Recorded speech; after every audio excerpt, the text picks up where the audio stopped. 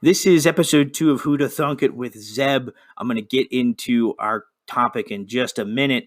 But unlike the first episode, where it's about a historical figure, I didn't feel that it necessary to do a spoiler alert. This one definitely spoils quite a lot of stories. And so just fair warning, I'm about to give the topic in a minute, but definitely spoiler alert. I basically give the entire plot to a lot of different stories here.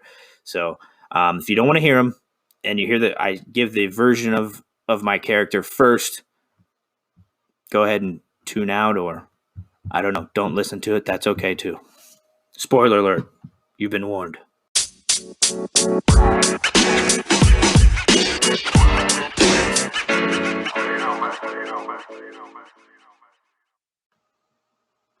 Welcome to episode 2 of Who to Thunk It with Zeb. This episode, we're not going to be going over historical figures as episode 1.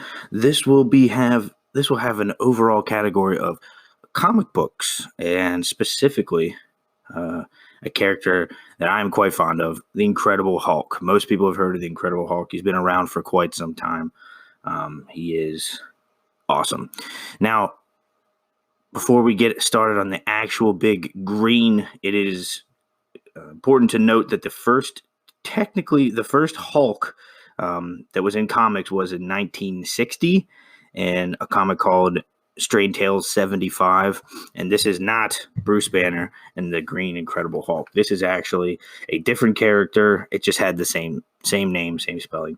It was actually a guy named Albert Poole. He's this angry scientist who makes a giant robot that he can control like a mech suit. You know, he can get inside this giant robot and control it.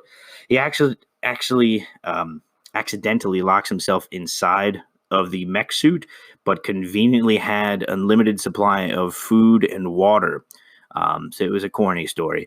And luckily, 2 years later, Stan Lee and Jack Kirby, both rest in peace, they came up with the original, or the actual Incredible Hulk that we all know and love.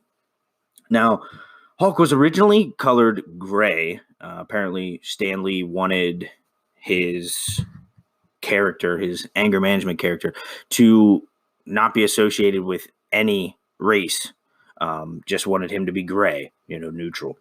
So, but it turns out they changed the Hulk to green due to some technological issues with the ink. So the first debut was in 1962. That's when the Incredible Hulk was introduced to the world. 60s, what a great time. And unlike some of the other characters that Stan Lee came up with and Jack Kirby, the Hulk wasn't based off of any political or social unrest like the X-Men. They were created for the civil rights movement. The X-Men are considered these like different humans, and so that's why Stan Lee came up with them. Iron Man was created out of the military industrial complex. The Hulk was basically just based off, I would imagine, the idea that everyone has this monster inside them. Everyone has anger. Everyone experiences it. Also, is very heavily influenced by Jekyll and Hyde. It's a pretty obvious one for most people, but if you had never thought of it, definitely Jekyll and Hyde, Bruce Banner and Hulk. It's definitely got to be some influence there. So, we said originally the Hulk was gray and then he was turned green. Well, they came back to making the Hulk gray in 1988. The Incredible Hulk number 347. The Gray Hulk later comes back sort of as an homage to the original color Hulk, but this time it isn't as the Hulk himself. It's another alter ego of Bruce Banner's who calls himself Joe Fixit. And I love Joe Fixit. He's super cool. He's usually shown with a suit on and like a fedora, smoking a cigar, and with a Tommy gun. I know, sounds crazy. He's like some kind of security specialist. I can't remember exactly, but he works for the mob in Vegas. And he's smart. He's manipulative. He's less strong than the big green Hulk. But he makes up for it in his wits and how freaking cool he is.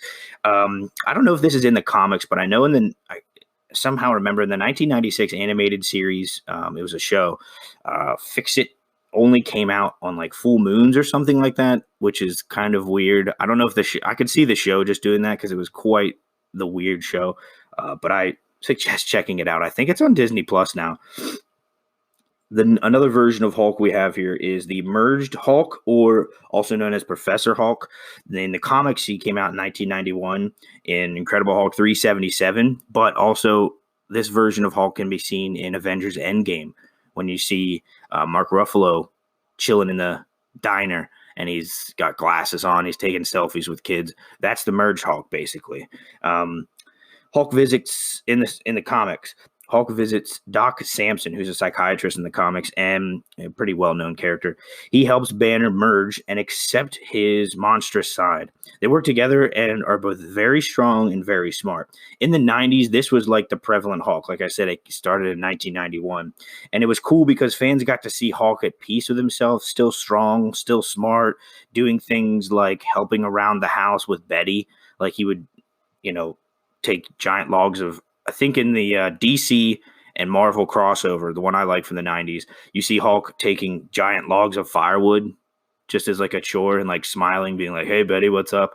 So that was kind of cool, but also didn't last long. And they reverted back to this like savagery of Hulk because what fun is a character that's at peace with himself, So they moved on. Now, jumping ahead, this is all the way in 2011.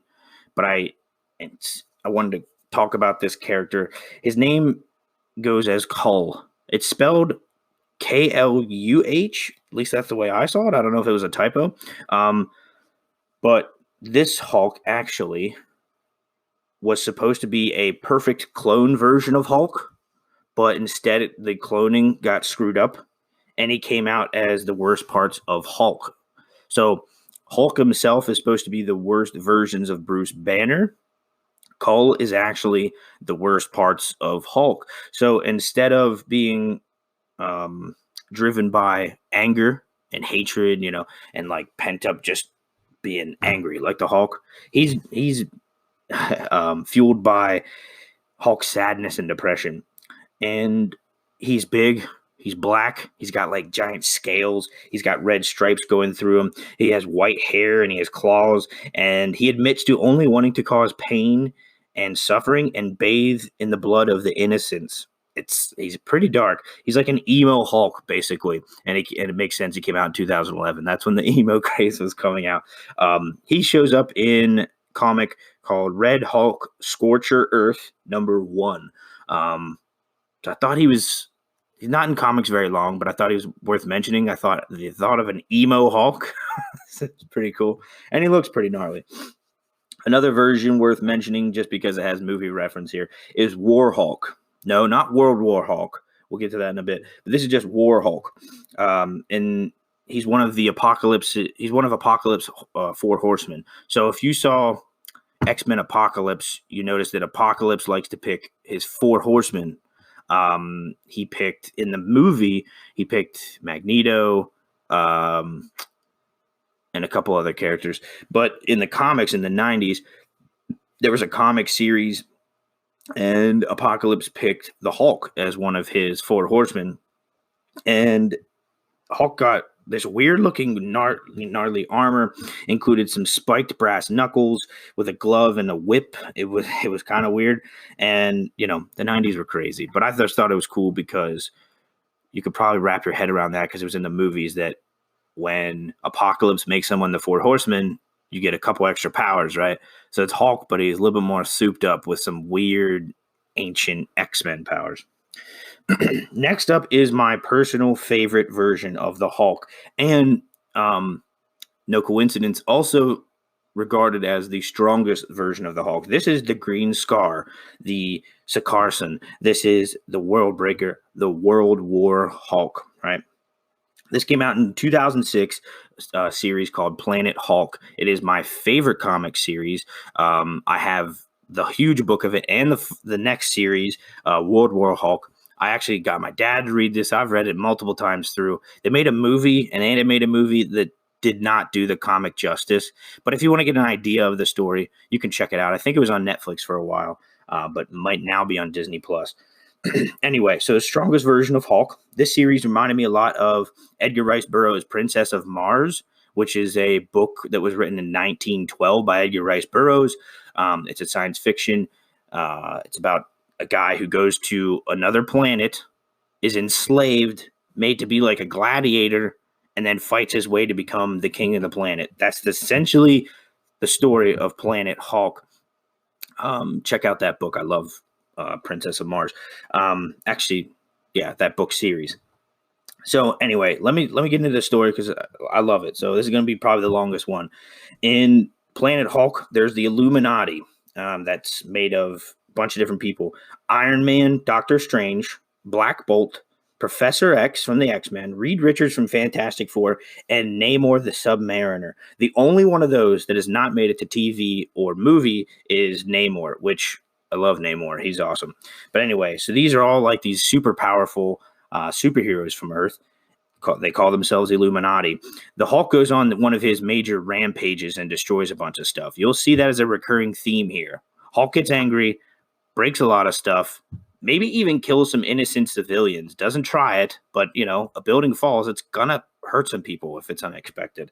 So Hulk does that. He goes on one of his rampages, and he runs out in the middle of nowhere and gets away from everything. But the Illuminati's like, hey, we need to do something about Hulk. So they trick Bruce Banner. They say, hey, Bruce, we don't need Hulk. We need you. We need you to work on a satellite that's going to crash to Earth. We need you to come and fix it. So they send him up in a spaceship thinking he's going to fix a satellite. But once he gets far enough out of away from Earth, they let the Hulk know that we're not actually here. You're not actually here to fix a satellite. We can't have you destroying another one of our cities. So they say, we're actually sending you to a planet where the Hulk will actually like it. He's always wanted to be left alone. This planet's nice. It's beautiful. It's got tons of wild games. You can hunt, you can eat, you can live by yourself, that is what the Hulk always, that's what he wanted a lot in the comics, even in the, I think it was the 70s show. He said that a lot. So that's what they think they're sending him. But something happens with the ship. It malfunctions and shoots him. It goes through like a vortex, like a black hole, and it hurts the ship and sends him to not that planet, to a different planet called Sakaar. And this vortex that he gets sent to actually saps his strength, and he's like super weak. He lands there. He gets enslaved by this evil red king of the planet who makes him a gladiator. Like I said, a lot like John Carter's story in Edgar Rice Burroughs' book series. Along the way, he's this gladiator, and he becomes this embodiment of the locals' religion, like a prophet. They have this prophecy, and it says that this guy's going to come from a different planet, start out as a slave, then a gladiator, and then make his way up, right? So, and that's what starts happening to him. It's sort of like Spartacus's story. He gets enslaved, but then he breaks free and gets all the other gladiators to come with him. So these locals believe he's part of their religion, and he breaks free. He gets attacked by this ancient evil known as, this is kind of a hokey name, the Spikes, which is sort of like the Flood in the Halo video game series. Basically, it's just these space parasites that just attack people, sort of like the zombie virus in a way. And the Hulk gets attacked by him, but he ends up overcoming this, not by destroying the Spikes, but becoming like their ally. He says, look, I'm this super, super strong, super health regenerative dude with lots of power in me. How about you use me to, he finds out these Spikes aren't inherently evil. They're just starving. So he feeds them. They have no need to kill other people. And he turned this super ancient evil parasite thing into like his buddies. It's super cool. So the Hulk finds a woman who has these ancient powers. She can turn her skin to stone. She's super strong. And he finds a couple other people to be his like main lieutenants or generals, have you. And these are people, some of them are actually shown in Thor Ragnarok. You saw Korg, the big stone guy in Thor Ragnarok. He's got like the New Zealand accent. He's like, oh, me and Meek, that was a terrible New Zealand accent. But yeah, so it's Korg and Meek. They were in Thor Ragnarok. They're actually from the comics. It's a nod to Planet Hulk. Thor Ragnarok, the movie, was a mix of two different comics. Thor Ragnarok and Planet Hulk. They're put together. That's the one with Jeff Goldblum in it. Love Jeff Goldblum. Anyway, so he finds all these people to follow him. One of them is a woman who has lots of powers, and she's strong, and she has, tons of resilience to fighting and all that. And Hulk falls in love. He finds her amazing, and along with he calls him his warbound, Korg and Meek and the woman, and he ends up defeating this evil Red King that enslaved him and made him a gladiator. It's awesome. There's T-Rexes and stuff that he beats up. It's so cool. And then when all seems nice, Hulk has made this wonderful world for himself. He's basically the ruler. He saved them from the spikes. He saved them from the occupation of the Red King. He came from a slave all the way up to this, and everything was great. He's in love. He's got his friends. It's going to be a great time. All of a sudden, the ship that he came to this planet with explodes. Okay? Not cool. And when that happens, he gets super angry because the ship exploding actually tears his planet apart. His newfound home has been torn apart. The woman he fell in love with is now dead. Hulk has never really loved anyone but Betty. Here he finds peace, and it's all just destroyed. The planet starts breaking apart in half, like they show it from space, and it's ripping apart. The Hulk does one of the coolest and most amazing feats of strength he's ever done in the comics. He jumps to the core of the planet. I know it sounds nuts with all the magma and stuff.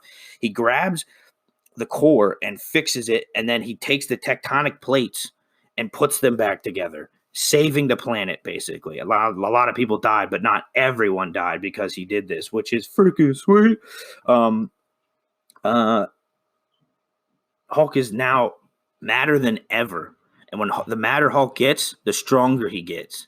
So he gets back up to the surface, saves the planet, finds out his honey is dead. He is super mad, and his warbound, Korg and Meek and all the other guys that he was fighting alongside with, like, what do we do now?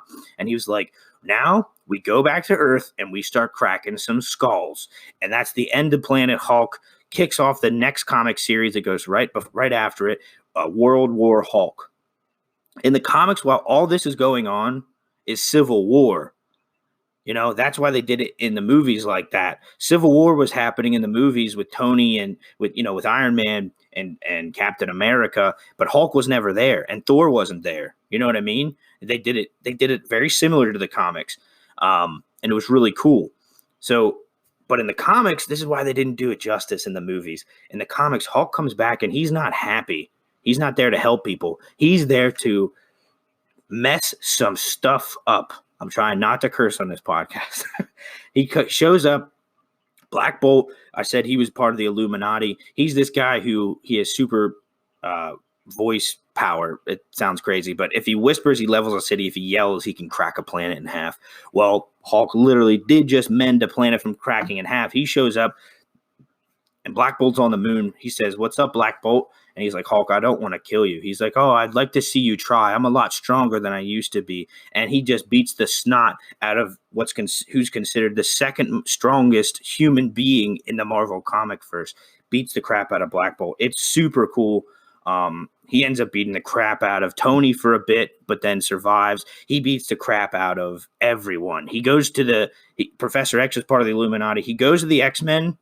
And he's just going through, there's all these X-Men. There's going to protect Professor X. He just destroys all of them. Every single superhero. This is one of the reasons what melds Civil War, because Tony, this is right after Civil War. Tony has won in the comics, and he tells all the superheroes, look, I know I persecuted you all. A lot of you are in jail because you sided with Captain America, but Hulk is here, and he is mad.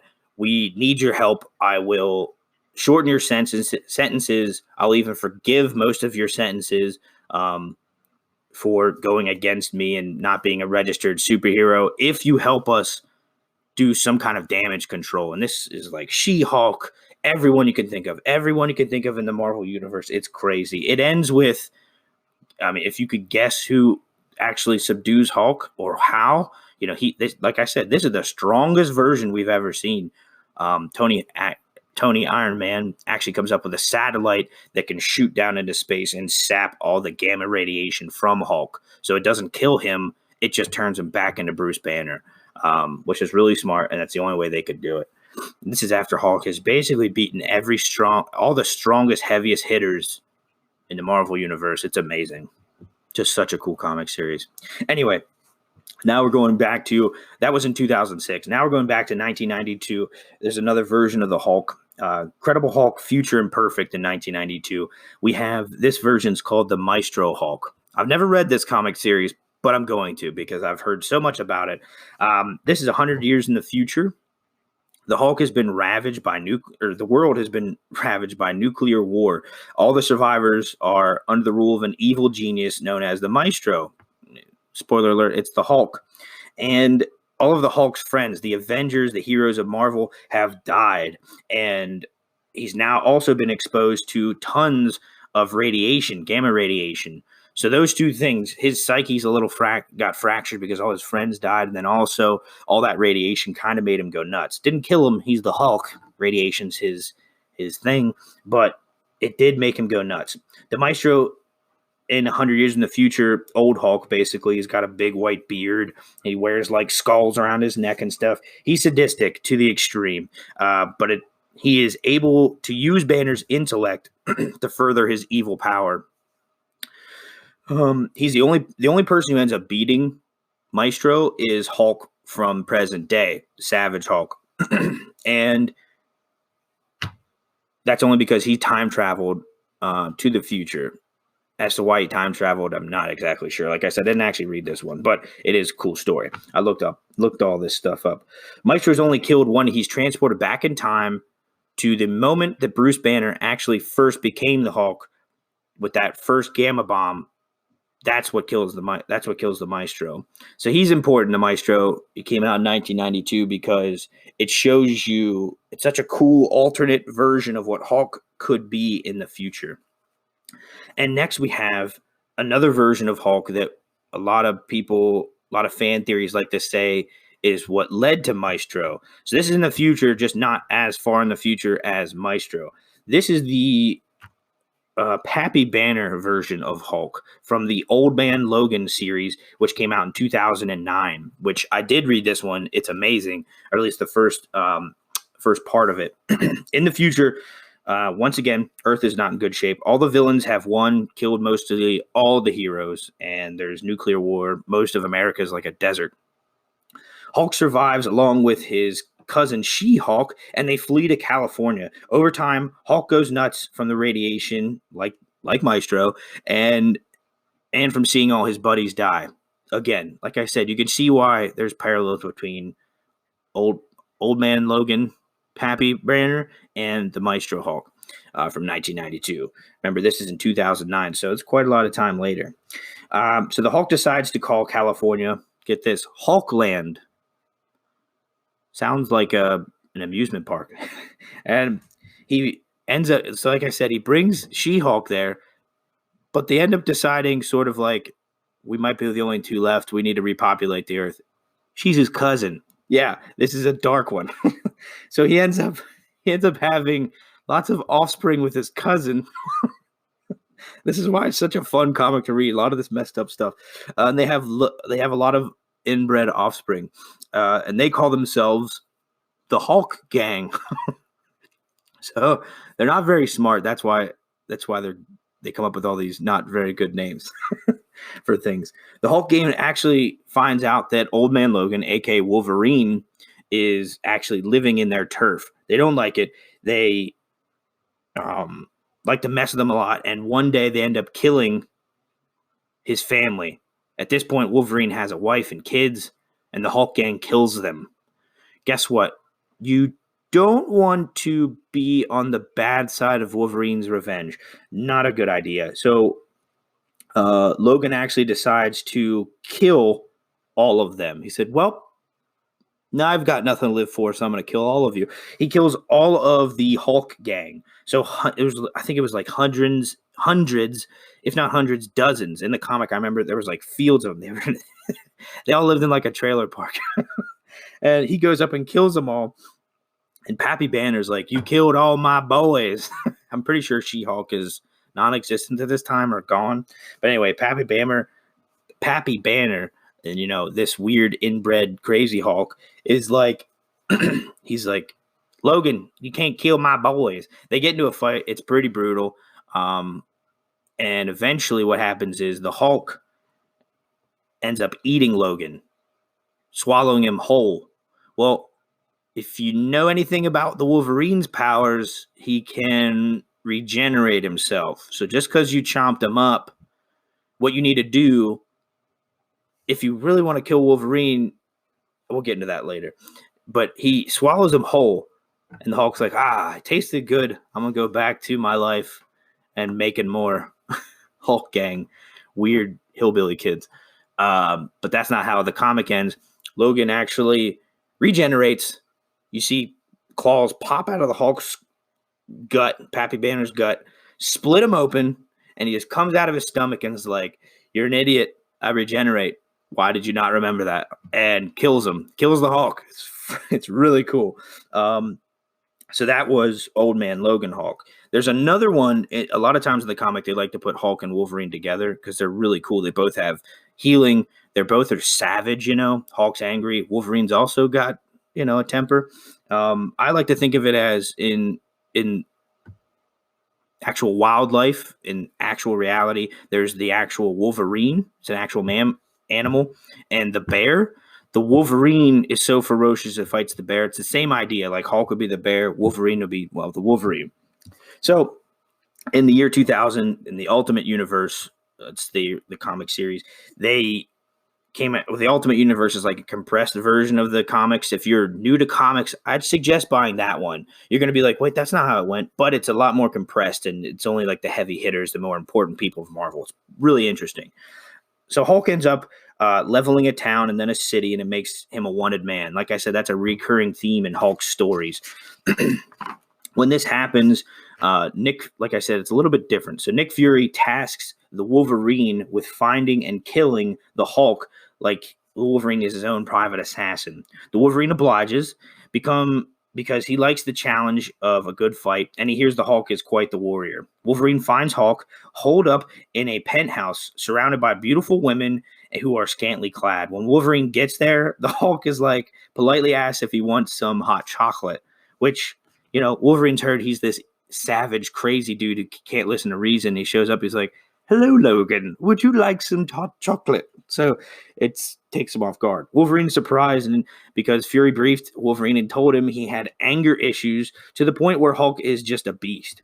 But that's not what he saw. Hulk explains that he has been working on his anger issues, anger management, and therefore has become more intelligent and less destructive. And he's like playing mind games with Wolverine. He's coming off as much smarter because Bruce Banner is really smart. Wolverine's disappointed. He was hoping to meet Hulk at his most powerful, super mad, super strong, and a good fight. Like I said, he likes a challenge.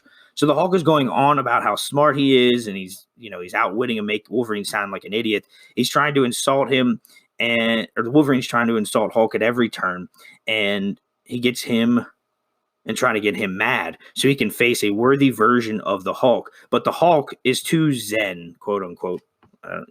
And he just blows it off. He said, you almost believe the Hulk has actually changed from his brutish ways and has been evolved, until Wolverine had remembered something from Nick Fury's briefing about the Hulk. He says, fine, I guess I'll leave you alone, Hulk. You aren't dangerous anymore. But before I go, I was just wondering, since you moved on with your life, you've got all these honeys here. I was wondering if I could take that little hot piece Betty Ross for myself. And in all of the comics, every version of Hulk's one of his number one weaknesses is Betty. The words barely get out of Logan's or Wolverine's lips when the Hulk freaks out. He's kept his cool up until now, but Wolverine asked if he could sleep with Betty Ross, and Hulk freaks out. In the comics, you just see Hulk's fist just enter the screen. All you see is his fist just enter the screen, and you see like the little beat up version of Wolverine just flying out the door. It's awesome. Wolverine got a soft spot. The fight between the two is epic. I won't get into every blow, but Wolverine puts his adamantium claws in the Hulk's head, one through his ear and one straight down his scalp. Really cool. The Hulk, beats him up, but it ends with the Hulk ripping Wolverine in half, and he throws right at the waist. He throws his bottom half in one direction as far as he can. Remember, the Hulk's super strong, so it's hundreds of miles away, and he throws his top half the other direction. And so Wolverine isn't like Deadpool. He can't regrow limbs.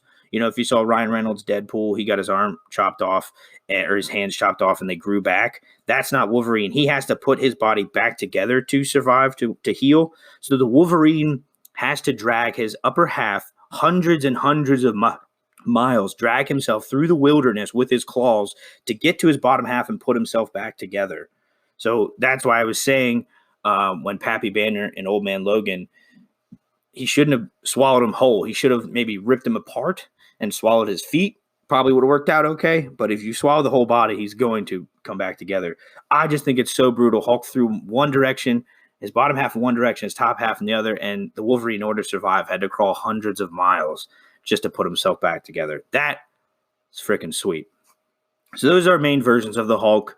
Pretty much done with the episode here, but I wanted to go over a few extra versions of them that I thought were mentionable.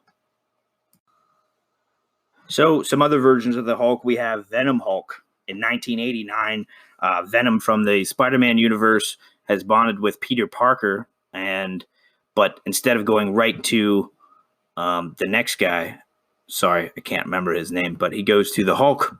He joins with the Hulk and is like, hey, what a power upgrade. Instead of Peter Parker, I got the Hulk. And they have quite the time. Imagine Venom, but even more juiced up, even bigger. But the Venom basically, symbiote uses Hulk, uses him, and is like, hey, that Thor guy's even cooler because he can fly. So he goes to Thor, and that was a 1989 short little thing of the Hulk. In 2011, we have the Infernal Hulk. Bruce Banner becomes the Sorcerer Supreme. To understand what that means, Doctor Strange is the Sorcerer Supreme, and they made a movie about it. But in this version, Bruce Banner becomes it. He banishes his alter ego, the Hulk, to hell. That's right. His own, half of himself, the Hulk. Bruce Banner's like, nope, I don't want to turn to the Hulk anymore. I'm the Sorcerer Supreme, can't have that. You're going to hell. Hulk doesn't take that lying down. He mingles with a bunch of demons, becomes super powerful, gets some demon powers, and comes back up to Earth to exact his revenge. This version of Hulk is super powerful. He's also red. He's got huge horns, and he's like the size of a freaking skyscraper. So that's terrifying. Bruce Banner as a Sorcerer Supreme is really powerful, but he realizes the only way he's going to beat this demonic version of Hulk is to go back to being merged with him like it was before. So absolute madness there. You got Demon Hulk. There's some form of religion in this comic. Check it out, Infernal Hulk. 2011. There's also the Zombie Hulk in 2005. Marvel came out with its run of Marvel Zombies. It was a big zombie craze back then, and rightfully so. Zombies are still freaking awesome. But in this universe, the Marvel heroes all start to be infected by the zombie plague. Hulk is first called into the comic. You first see him being called in by Nick Fury, who's like, hey, Hulk, I need you, and Bruce Banner, I need you to help me, combat this zombie plague. But like all other heroes, Hulk ends up getting infected himself by the zombie plague. And in most comics, most versions of the Hulk, Hulk says, Hulk is strongest there is. But in the zombie Marvel universe, Hulk says, Hulk is hungriest there is. Which I thought was interesting and funny and good homage, cool little hint back to the original versions of Hulk. Hulk goes on to eat a bunch of heroes as a zombie, including Galactus, who's huge. He's bigger than planets. He eats planets for breakfast, literally. So Hulk eats Galactus, which is interesting, and then also kills Thanos. Marvel Zombies is lit. I highly suggest you check it out. The Fantastic Four, Fantastic Four 534, Hulk survives a full-on direct blast from Johnny Storm. So in the movies, you had Chris Evans playing Johnny Storm, and they were said how powerful he was. He was as powerful as a supernova sun. Hulk takes a full-on blast from a supernova sun, comes out unscathed. That's amazing. In Hulk 398, there's this villain called Vector who has the power to and uses his powers to melt the skin and muscle and everything except for the skeletal structure and a couple vital organs, melts it down away from Hulk. Hulk is nothing. He's like a cage of himself. But to demonstrate Hulk's health regenerative abilities, he regenerates in a matter of moments, coming out looking cool as a cucumber, but his clothes have been burned off. And he says, could someone get me a new pair of pants? So just showing you how strong and funny Hulk can be. And Hulk 444, the X-Men have to fight Hulk because, like I said before, he was taken over by Apocalypse. So he's gone, he's a bad guy. Even worse, he's not just angry, he's, evil and one of Apocalypse's henchmen. So Cable from the X-Men and also Storm work together to try to sap him out of his trance. Cable puts him under like a psychic trance, and Storm hits him with his lightning, a lightning bolt to the brain. Whoopsie, lightning actually killed Hulk, stopped his heart. So like, we didn't mean to kill you, Bruce. Hulk, you're amazing. We just try to snap you out of it. So Storm hits him with another lightning bolt to resuscitate him. So, the normal electric paddles in the hospital weren't going to do it for Hulk. He had to be hit by a lightning bolt to the heart to bring him back to life. So those are all the different versions of the Hulk, all the mentionable series and alternate versions of the Hulk that I like. Of course, there are thousands of different stories in the comics, and I suggest you check them out for yourself. That's the great thing about comics. There's always more different versions, different realities you can check out. You'll never read them all. There's also movies and shows. Notably, in 1978, there was the Incredible Hulk show with Bill Bixby and Lou Ferrigno. Bill Bixby, amazing actor. That show was not an action series. That was a tragedy. And Bill Bixby did it right, showing you the tortured soul of Bruce Banner, this person who can turn into a monster at any time.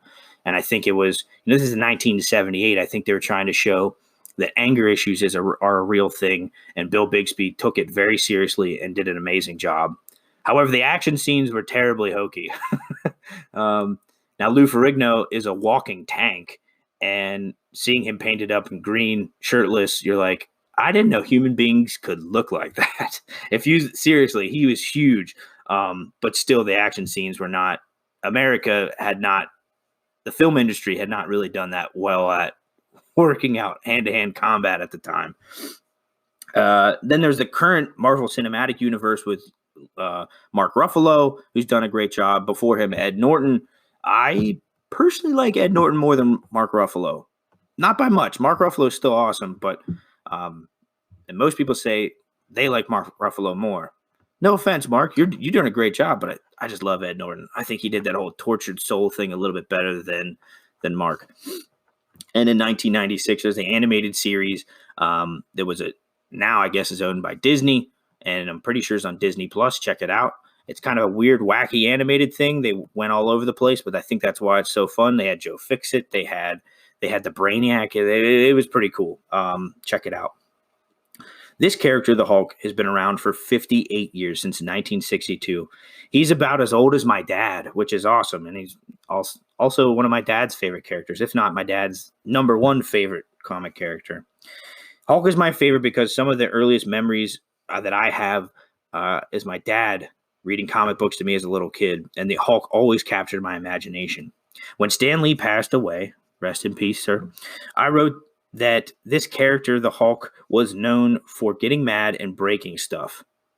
He's known for destroying things, but just because just because a person breaks things and loses their temper every once in a while doesn't mean that they're inherently bad, doesn't mean that they're evil.